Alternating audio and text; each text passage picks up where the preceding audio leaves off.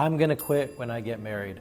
I'm going to quit when I have my first kid. I'm going to quit when I start doing ministry. You see, there's all the things that I said when it came to quitting pornography, but when those stages in my life came, I never did.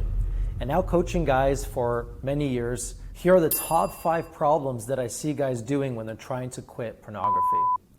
And the very first one is simple. You are relying too much on internet filters. And we all know what I'm talking about. Your friend comes over and says, hey, use Covenant Eyes. It's really going to help you to quit porn. There's a monitoring system. And then you're going to have somebody who's going to check with weekly emails.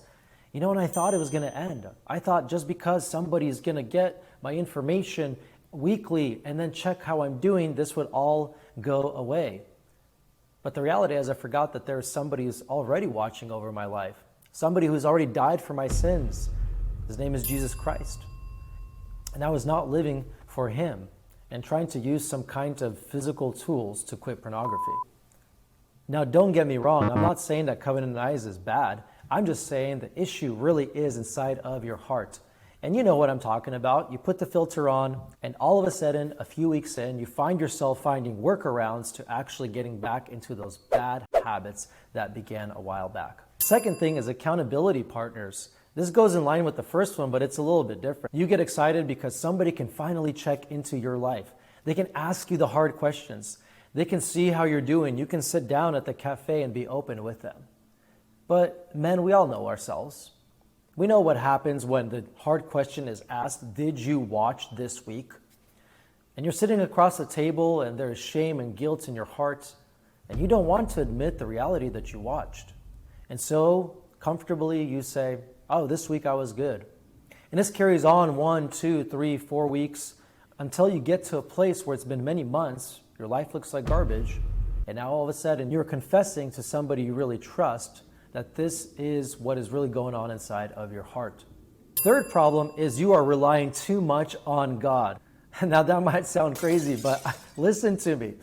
So often we say, Lord, just take this away from me. I don't want to struggle with this.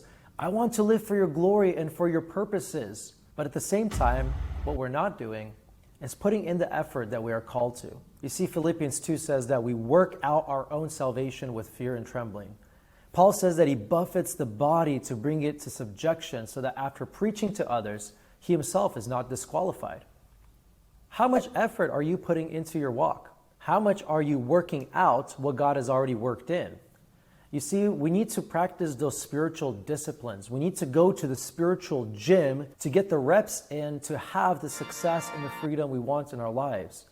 And too often we say, God, it seems like it's too much. And we do the let go, let God thing, and it does not work. And the fourth thing is changing your environment.